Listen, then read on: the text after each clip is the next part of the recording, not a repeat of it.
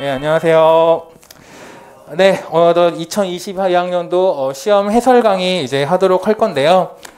아까 서두에도 짤막하게 말씀드렸던 것처럼 한국사랑 동양사 저는 처음에 그냥 얼핏 봤을 때는 되게 쉬워 보였어요. 몇몇 문제가 굉장히 쉬워서 뭐야 뭐 이런 걸 냈어? 뭐 이렇게 조금 아쉬운 느낌도 있었는데 그건 저희 착각이었습니다. 자세히 하나하나 뜯어보니까 굉장히 어려운 문항들, 변별력 있는 문항들이 많았어서 아마 여러분들도 시험장에서 조금 당황했을 것 같아요. 또 이거 쉬운 거 아니야? 라고 생각했다가 뭐지? 막 이런 식으로 고민도 많이 됐을 거고 그러니까 문항마다 난이도 편차도 있고 변별력 있는 문항들도 많았으니까 여러분들 너무 이렇게 실수한 것들 걱정하지 마시기 바래요. 걱정하지 마시고 여러분들 충분히 잘 썼으니까요. 너무 염려하지 마시기 바랍니다. 자, 그래서 이거 지금 올라간 자료에도 보면은 한국사가가 이번에 20점이 출제가 되었어요. 원래 한국사는 24점, 많을 땐 26점까지 출제가 되었다가 20점으로 조금 감소를 하였고, 그 다음 동양사가 또 20점으로 치고 올라왔죠. 너무 울리는데 괜찮아요? 네네, 할게요. 네, 그래서 이렇게 영역별로 조금 두 과목이 점수가 너무 똑같이 이렇게 나왔는데, 이런 것들이 어떻게 조금 여러분들이 괜찮았을지 모를 것 같고, 그 다음에 이제 동양사 같은 경우에는 명청시대가 집중적으로 출제가 되었어요. 제가 마지막 주에 아마 목요일 모의고사 풀이 때도 그랬고 금요일날 모의고사 때도 명청시대 엄청 외쳤는데 참 저도 이렇게 명청시대를 외쳤지만 문제가 거의 2.5문제까지가 출제가 될 줄은 솔직히 저도 몰랐는데 시험지를 보고 명청시대 나왔네? 또 나왔네? 또 나왔네? 막 이러면서 저도 깜짝깜짝 놀라기도 했는데 어쨌거나 출제자분께서 명청시대로 조금 변별력을 많이 가지고 가고 싶어 했던 것 같아요. 그래서 마지막 주에 명청시대 정리 다시 한번 하신 분들은 특히 시험장에서 더 좋은 결과 나오신 것 같고 우리 수강생 분들은 대체적으로 마지막 주에 좀 명청시대 많이 보셨으니까 그런 것들 훨씬 더 유리하지 않을까 싶습니다. 유리하지 않을까 싶어서 이렇게 간단하게 보았고 다시 한국사 전체 여러분들 수험생 여러분들도 있고 우리 수업을 듣지 않은 분들도 답안지를 제가 좀 나름대로 수합을 해서 받아봤는데 한국사 같은 경우에는 고대사가 한두 문항이 조금 되게 쉬워 보였는데도 막상 까고 들어가니까 점수가 그렇게 좀 높지 않았습니다. 그래서 한국사 같은 경우에는 한 13점 정도 받았다라고 한다면 선방한 것이다. 13점 이상이다라고 한다면 합격에 가까워졌다라고 보시면 좋을 것 같고요. 동양사 같은 경우에는 한 14점 정도 받았다라고 한다면은 합격에 가까워졌다라고 보시면은 좋을 것 같아요. 근데 이게 모든 과목에 다 실수가 없을 수가 없기 때문에 아마 채점을 깐깐하게 한다라고 한다면 아마 50점 정도면은 2차 준비를 해야 될 점수라고 저희는 말씀을 드리고요. 만약 조금 더 루즈하게 채점되는 문항들이 조금 더 있다라고 한다면 커트라인은 그에 맞춰서 조금 더 올라갈 수도 있다는 점은 말씀을 드릴 수 있을 것 같아요. 그래서 교육학의 나름대로 여러분들 우리 역사 수험생들 평균에 맞춰져 있고 전공이 단 그 정도 점수라고 한다면 2차 시험을 준비하는 것이 맞을 것 같습니다. 맞을 것 같고요. 지나간 점수 너무 걱정하지 마시고 한번 문제 하나하나 같이 한번 유사 정답들 같이 한번 뽑아 보도록 하겠습니다. 먼저 A형 2번 문제로 가면요. 틀리신 분들을 거의 못 봤습니다. 오경정의와 경교, 다른 것들은 없었죠. 저는 틀리시는 분 거의 없고요. 그다음 A형 3번 문제로 가서도 사학 그리고 사덕, 기역과 니은의 사학과 사덕을 쓰는 문제였고 아마 저희 수강생 분들은 이 지문만 하더라도 기본 교재에 실려 있기도 하고 문풀이나 모의고사도 여러 번 풀어봤던 지문이라서 틀리신 분은 거의 못 봤어요. 한 20명 중에 한두 명 정도 하나 정도 틀렸을까 싶은 정도인데 근데 다른 혼자서 공부하신 분들이나 다르게 공부하신 분들은 보니까 사덕을 대체로 많이 틀리셨더라고요. 그래서 이거는 2점 정도 받았다라고 한다면 다른 분들보다 1점 정도 앞선다라고 생각을 하시면은 좋을 것 같아요. 다른 분들은 다 틀리신 분들도 있고 1점만 맞으신 분도 굉장히 많기 때문에 여러분들이 3번 문제에서 2점 받아갔다라고 한다면 남들보다 하나 더 앞선다라고 보시면 좋을 것 같고요.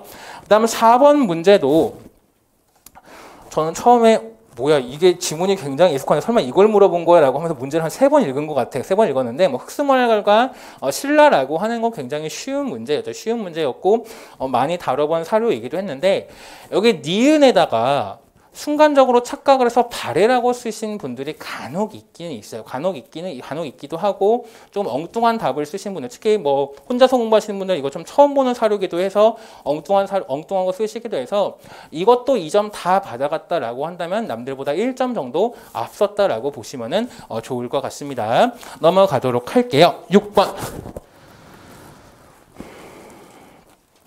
6번도 기억에 뭐 베이징 너무나 쉽죠. 그리고 황종이의 명의대방론이라든가 이런 것도 너무 누누이 얘기했으니까 너무 쉬웠죠. 북경 혹은 베이징 쓰시면 좋을 것 같고, 그 다음에 문제가 조금 제가 봤을 때 여러분들 답이 굉장히 많이 갈렸던 게 이 지그세 내용을 니은과 연관해서 쓰시오라고 했는데, 베이징의 수도를 둔 해악을 하도와 연계해서 이제 관련지어 서술할 것이라고 하는데, 그렇다면 운하와 관련해서 무언가 특정적인 키워드를 쓰셨을까?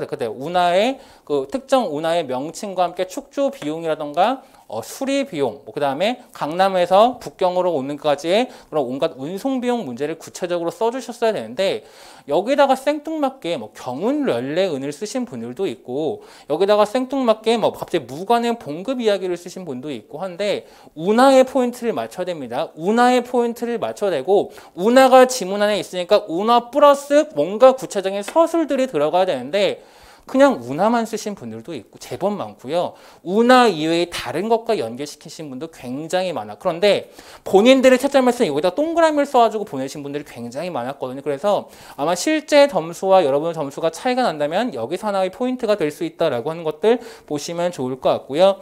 그다음 니을은 뭐 도르곤, 그다음 미음은 이자성이라고 하는 것들은 뭐 너무 도르곤은 굉장히 많이 틀렸으니까 도르곤 틀려도 괜찮은 것 같고, 이자성은 거의 무조건 맞췄었어야 되는 문제다. 그래서 이 문제도 2점 이상 받아갔다라고 한다면은 남들보다 앞설 수 있는 점수 문제다라고 하는 것들 기억을 하시면은 좋을 것 같습니다. 뭐 많이 다뤄봤던 문제였어요. 많이 다뤄봤던 문제였으니까 괜찮았습니다. 넘어갈게요.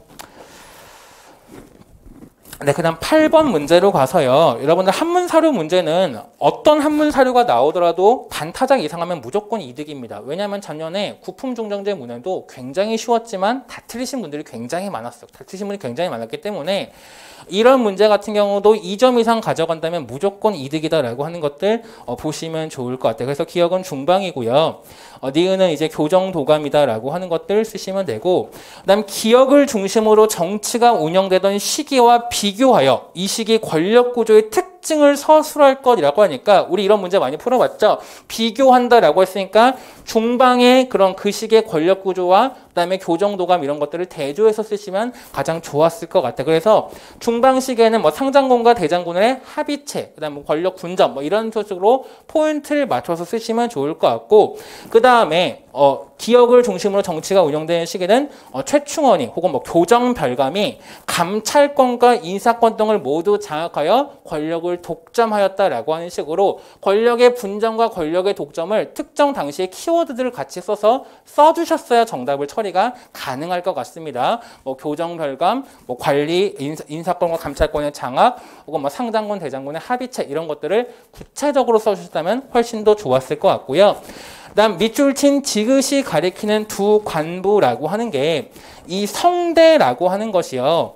아마 네이버 백과사전이나 네이버 어학사전 같은 데 쳐보면은 어사대와 중서문화성을 뜻한다라고 나와. 어사대와 중서문화성을 뜻한다라고 나와 있고, 관직이 아니라 관부를 물어봤기 때문에 낭사라고 쓰는 건 정답으로 인정이 어려울 것 같습니다. 이거 두 개 써야 1점으로 처리가 될 것 같아요. 어사대와 중서문화성까지만 써주셨어야 됐을 것 같습니다.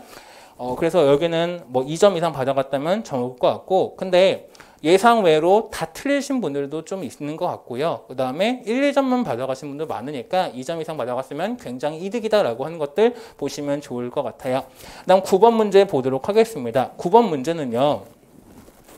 저 이거 문제를 한 10번은 더 읽은 것 같아요. 왜냐면은 1914년 부제를 시행했는데 그것의 내용을 쓰라라고 되어 있거든요.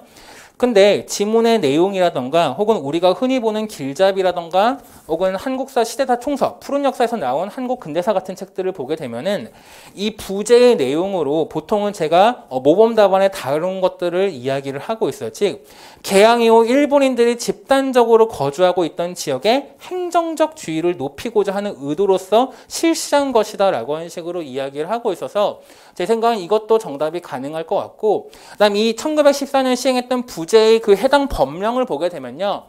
부협의회를 설치한다라고 하는 것이 행정조문으로서 마련이 되어 있습니다.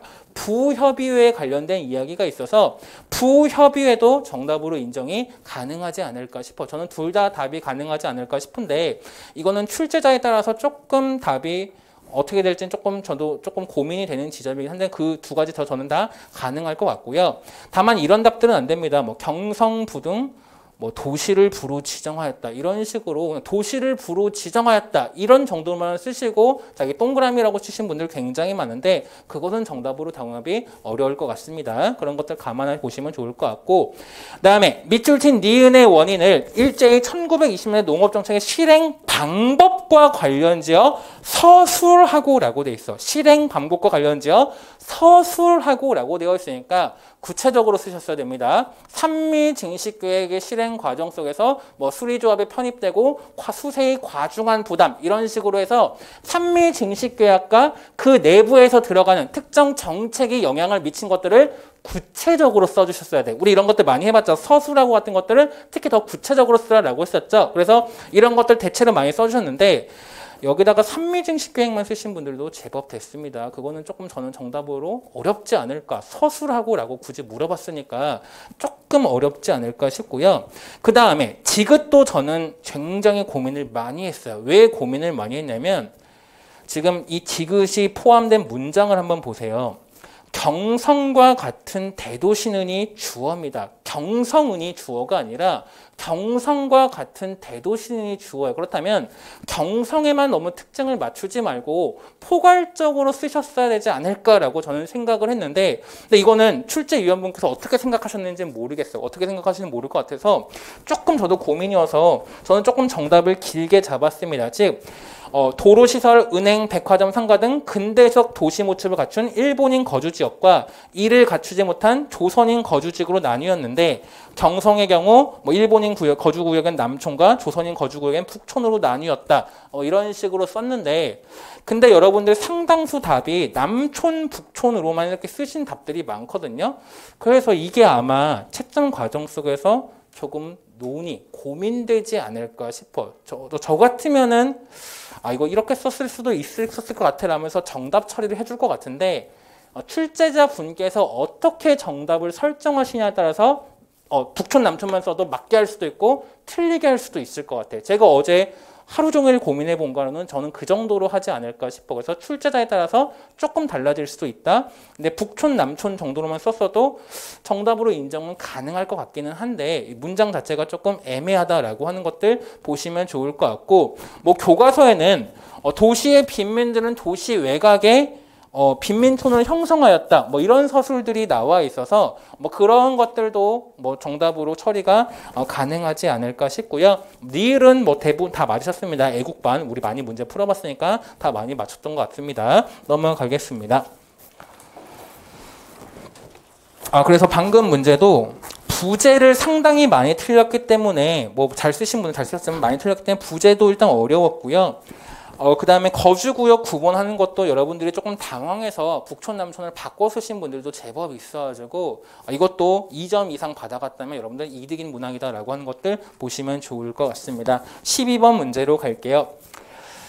저는 12번 문제를 처음 봤을 때 얼핏 보고 와 다룬 거 다 나왔네 대박 하면서 했는데 다시 문제를 보니까 괄호 안에 니은에 들어갈 거 어머나 이런 것까지 내셨네 라면서 막 한숨이 푹푹 나왔습니다. 먼저 밑줄친 기억의 안내 양회의 방침이라고 하는 거는 국내를 안정시킨 뒤 외국의 침략에 대처한다는 것으로 공산당의 세력을 먼저 토벌하고 일본의 침략에 대처한다는 것이다. 뭐 이런 것들 둘 중에 하나 쓰시면 다 될 것 같고요.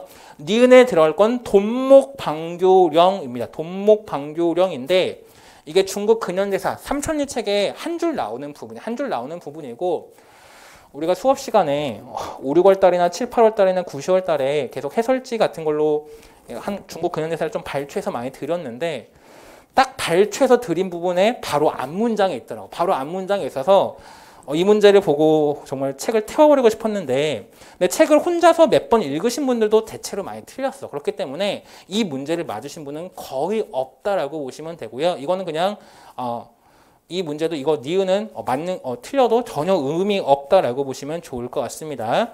그 다음에 두 번째가 조금 작성 방법에 또 답이 많이 갈렸어요. 그러니까 첫 번째는 기억의 내용은 다 썼고 니은은 다 틀렸으니까 1점 무조건 가져가면 되고 그 다음에 나를 선언한 운동에 일어난 배경과 괄호 안에 니은에 들어갈 운동 즉 12구 운동과 5.4 운동의 배경을 디귿의 요구로 야기된 지역 문제를 포함하여 각각 서술할 것이라고 되어 있습니다. 그렇다면 이 디귿이 일본을 가리키는데 5.4 운동은 여러분 대체로 잘 썼어요. 산둥지방, 그러니까 독일이 가지고 이권을 가지고 있던 산둥지방의 이권을 일본이 가져가는 거에 대해서 반발하게 되면서 일어났다. 산둥지방을 잘 썼거든요. 그런데 12구 운동을 지역 문제를 포함하여 각각 서술할 것이라고 하는데 제가 고민이 되었던 건 뭐였냐면은 한국인을 위한 중국사는 북부중국이라고만 나와 있어. 그래서 여러분들이 상당수가 북부중국이라고만 썼어. 그런데 여기에 굳이 지역 문제를 포함하여 서술할 것이라고 하는 바람에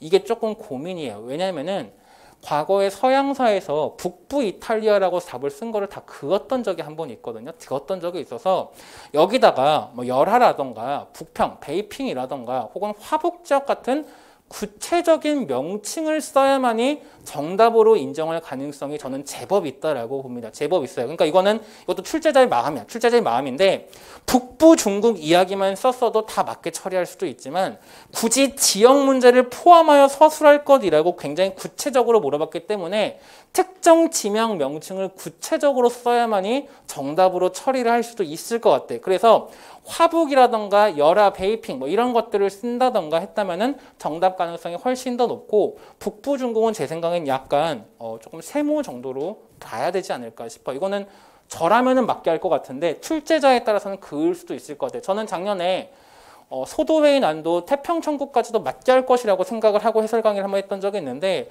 제 예상과 다르게 태평천국을 그었어요. 왜냐하면 태평천국을 이야기했던 책도 있었음에도 불구하고 그랬던 적이 있어서 조금 고민을 해봐야 될 것 같습니다. 넘어갈게요.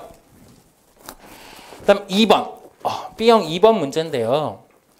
틀리신 분은 많지 보지는 못한 것 같아요. 왜냐하면 이거 2014년도 기출로 나왔던 문제이기도 하고 교과에서도 워낙 잘 나와 있어서 정약용 선생님과 여유당 전서 대체로 잘 썼습니다. 넘어가도록 할게요. 여기서는 2점 못 가져갔으면 남들보다 까인다라고 보시면 됩니다. 가져갔어야 돼. 공부를 하신 분은 대체로 다 맞았습니다. 물론 공부를 안 하신 분은 많이 틀렸겠지만 4번 문제는요. 이것도 정답이 많이 갈렸어요. 왜냐하면은 기억의 샌프란시스코 강화 조약을 일단 샌프란시스코 강화 조약으로 언급조차 못하신 분들이 제법 있었어. 이거 우리 수업 시간에도 여러 번 했어. 왜냐하면 동아시아 교과서도 나오고 한국사 교과서도 나오고 하기 때문에 여러 번 했음에도 이게 일단 어느 국가의 조약인지가 헷갈렸는지 엉뚱한 조약을 쓰신 분들이 제법 됩니다. 그래서 기억 맞았으면 여러분 1점 앞서간다라고 보시면 좋을 것 같고요. 그 다음 밑줄친 니은이 일본에 의해 어떻게 활용되는지 서술할 거. 순간적으로 니은을 못 봐가지고 순간적으로 헷갈렸습니다. 그런 것은 독도의 영유권, 즉 독도가 빠짐으로써 독도의 영유권을 계속해서 주장하게 되는 근거가 되었죠. 그 다음에 이건 다 잘 썼습니다. 그 다음에 디귿에 근거하여 열린 한일연합에서 체결된 대일 청구권과 관련된 협정 내용을 서술할 것이라고 되어 있는데 이게 답이 굉장히 많이 갈려요. 왜냐하면은 구체적인 X를 쓰라는 문항인지 혹은 국가가 대신해서 개인 청구권의 소멸 등을 된 것들을 쓰라는 문항인지가 여러분들 조금 많이 헷갈리셨던 것 같은데 어쨌거나 교육과정상에 있는 모든 교과서에서는 X를 구체적으로 언급을 하고 있어서 저는 X를 구체적으로 말씀을 드렸습니다. 그래서 먼저 개론서의 표현에는 이렇게 나와 있습니다. 여기 나와 있는 대로 일본이 3억 달러의 무상자금, 2억 달러의 장기저리 정부 차관, 그리고 3억 달러 이상의 상업 차관을 공유하기로 하였다. 이게 우리 역사넷 같은 전문 개론 서적에서 나오는 이야기고요. 다만 한국사 교과서, 대부분의 한국사 교과서에서는 밑에 나와 있는 대로 무상 3억, 유상 2억, 민간 차관은 1억 달러 이상이라고 쓰여 있고요. 그 다음에 2015 천재 동아시아 교과서 등에는 유무상 통합으로 8억 달러라고만 쓰여 있습니다. 그렇기 때문에 이런 액수를 쓰면서 개인 청구권이 소멸되었다, 아니면 뭐 국가가 대신해서 그런 배상금을 챙겼다, 이런 것들을 쓰시면은 아마 정답으로 처리가 전부 다 가능할 것 같고, 다만 독립 축하금 성격 뭐 이런 것만 쓰시게 되면 조금 정답이 어렵지 않을까 싶어. 왜냐하면 조약 본문에는 그런 내용들이 명확하게 나와 있지 않고 액수 얘기만 하고 있기 때문에 아마 액수 쪽으로 접근하는 게 저는 가장 옳다라고 보는데, 이것도 아마 출제자가 어떻게 정답을 어디까지 인정해 주시느냐에 따라서 조금 갈리실 것 같기는 해. 갈리실 것 같기는 한데, 그래서 아마 근데 액수를 여러분들 은근히 틀려서 쓰거나 엉뚱한 이야기를 쓰신 분들이 좀 있어서 디귿도 맞았다라고 하면 굉장히 이익이다. 근데 틀려도 뭐 나쁘지 않다라고 보시면은 좋을 것 같고요. 그다음 니을이 포함된 이유를 미국의 연합부를 대표하여 조약체결을 추진한 목표와 관련지어 서술할 것이라고 되어 있는데, 동아시아 교과서 같은 데 보면 명확하게 나와 있죠. 중국이 공산화되고 6.25 전쟁의 발발함에 따라 미국이 일본을 동아시아의 반공기지로 삼고자 함이었다라고 해서 이 1950년대 초반이라고 하는 특수한 상황과 연계해서 썼어야 정답으로 처리가 되지 않을까 싶습니다. 단순히 반공기지 이런 것만 썼다라고 한다면 정답 처리가 조금 어려울 것 같아요. 왜냐하면은 샌프란시스코 강화조약이 1950년대 초반에 맺어졌다라고 하는 것을 알고 있니를 물어보는 건데, 단순히 반공, 냉전 이런 것만 써버리게 되냐면 얘는 50년대인지 50년대 말인지 60년대인지 모르는 거 아니야 라고 하면서 그을 수 있는 가능성이 저는 제법 있다라고 봅니다. 저라면 그을 것 같아요. 저희 기준에는 그을 것 같거든요. 그래서 6.25 전쟁 혹은 중국의 공산화 이런 것들과 연계해서 쓰셨어야 되는 문항이다라고 하는 것들 보면 좋을 것 같습니다. 근데 이거는 뭐 채점 과정에서 어떻게 갈릴지는 조금 더 봐야 될 것 같아요. 넘어가도록 하겠습니다. 네. 일단 뭐 6번 문제는 뭐 당고의 금이라던가 뭐 이런 것들은 뭐 3번, 4번 올해 풀어봤죠. 뭐 거의 저 후한서 당고열전에 있는 지문을 다 낸 것 같아요. 거의 다 냈었던 것 같은데 살짝 피해서 내긴 했는데 그래도 뭐 쉽게 풀 수 있는 문제였습니다. 그래서 기억에 들어갈 용어 환관, 뭐 틀리신 분 못 본 것 같아요. 저희 수강생들 중에서는. 그다음 기억이 권력을 장악하게 된 배경이라고 하는 것들 뭐 중상시 소왕문, 중앙문 등의 환관부 신설이라던가 혹은 환제가 환관과 모의하여 외척 양시일 쪽을 주설한 이후 환관의 세력이 강성해지게 되었다. 두 가지 모두 동양사 개론에 나오는 표현들이어서 둘 다 정답으로 처리가 가능할 것 같고요. 그다음 당고의 금, 직용의 변 이것도 대체로 다 많이들 맞으신 것 같아요. 그래서 이 문제 같은 경우에는 합격권에 있으신 분은 대체로 3점 이상 받아갔다라고 하는 것들 보시면 좋을 것 같습니다. 그다음 7번 문제는요. 한문 사료 문제죠. 뭐 제가 한문 사료를 뭐 지금 여기서 해석하면 듣지 않을 것 같은데 문제가 되게 쉬웠어. 왜 쉬웠냐면은 해석을 하지 않고도 풀 수 있는 문제였어요. 왜 풀 수가 있었냐면요. 먼저 작성법문 두 번째를 봐봐요. 맹약의 이름을 쓰래. 제가 혹시나 우리 교재에 맹약이 다른 게 있나라 해서 제 교재 PDF 파일로 맹약을 검색해 보니까 전연의 맹약밖에 안 나와. 우리 교과서나 어느 개론서를 봐도 전연의 맹약밖에 안 나오거든. 그래서 해석도 안 하고 전연의 맹약 그 내용 한 가지 뭐 다 쓰신 거 대체로 잘 쓰신 것 같고요. 그 다음에 기역과 지긋이 가리키는 왕조의 이름을 쓰라라고 했는데 지긋에 보면요. 원호라고 쓰여 있어. 원호. 우리가 지문 한문 사료 문제 때도 봤던 문제 보기도 했습니다. 원호라고 쓰니까 서화 쉽게 갔고요. 그 다음에 지긋이 원호고 니은이나 기역 둘 중에 하나가 송과 거란 같은데 이 거란이라고 하는 친구가 뭔가 뒤에 나오고 그 다음에 이 사료 자체가 속자치통감 장편이니까 속자치통감 장편 북송의 역사를 기록한 책이니까 여기서의 조정 당연히 송나라 혹은 뭐 북송일 것이다 라고 접근하시면 되었을 것 같고 지긋은 서화 그 다음에 맹약 전연의 맹약 이런 거에서 한문 사료 문제긴 하지만 쉽게 접근할 수가 있어서 뭐 2점, 3점 이렇게 받아가신 분들이 제법 있었다라고 보시면 좋을 것 같아요. 그래서 한문 사료 문제지만 조금 난이도는 작성 방법 때문에 낮았다라고 보시면 되고, 제가 한문 사료 문제를 이렇게 맨날 작성 방법으로 힌트를 많이 주려고 문제를 내서 여러분들이 야매로 잘 푸시더라고. 우리 모의고사 때 보면 야매로 잘 푸시던데, 그렇게 야매로 푸셨다면 충분히 여기서 문제에서 4점 이상 받아간 경우가 많았다라고 보시면 좋을 것 같고, 다만 한문 사료이기 때문에 이게 순간적으로 시험 상황에서 눈이 덜덜덜 떨려서 순간적으로 하나 잘못 생각하시면 완전히 잘못 생각해서 다 틀리신 분들도 조금 있었습니다. 다 틀리신 분들 조금 있어서 이 문제도 2점 이상 받아갔으면 잘한 것이다 라고 보시면 좋을 것 같습니다. 좋을 것 같고요. 그다음 마지막 10번 문제도 제 기준에서는 14점 다 받아가신 분들이 많지 않았어요. 제 기준에서는 다 많지 않았는데, 먼저 보겠습니다. 군관을 처형한 이후로 교육제도 개혁의 내용을 쓰래요. 만약 내용을 서술하고라고 했으면은 제가 조금 더 답을 엄밀하게 잡았을 것 같은데, 일단 교육제도 개혁의 내용을 쓰라라고 했으니까 뭐 국학 설치만 들어가도 정답 처리는 가능할 것 같아요. 국학 설치만 들어가도 가능할 것 같고, 근데 저는 찝찝해서 그냥 뭐 15에서 30대 귀족자재 이런 것들을 정답지에 넣긴 했는데, 아마도 그냥 평범하게 본다면 국학 설치만 쓰셨어도 되지 않을까 싶고요. 여기다가 뭐 타학이라던가 뭐 국자감을 쓰신 분들도 간혹 있었습니다. 안 됩니다. 안 됩니다. 안 돼요. 안 되고, 그 다음에 이를 인재 양성의 측면에서 서술할 것이라고 되어 있으니까 유교적, 특히 왕권의 국왕권 혹은 전제 국왕권에 충성하는 유교의 이념에 충실한 인재를 양성함이 위함이었다라고 해서 유교라고 하는 것을 핵심 키워드로 해서 쓰셨다라고 한다면 정답 처리는 모두 가능할 것 같아.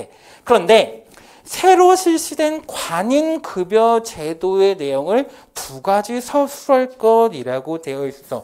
새로 실시한 급여 제도의 내용을 2가지 서술할 것, 이게 1점만 받아가시는 분들이 되게 많을 것 같아. 왜 그러냐면은 먼저 여기 답자에 있는 대로 수조권을 인정하는 관료전을 지급한 것, 이거는 대부분 잘 쓰신 것 같고요. 두 번째는 노급 폐지만 쓰신 분들이 되게 많은데, 지금 내가 새로 관인으로서 급여를 가져가는 게 뭐냐라고 하니까 노급을 폐지하면서 새롭게 주는, 즉 세조라고 하는 것들을 쓰셨어야 정답 처리가 가능할 것 같아.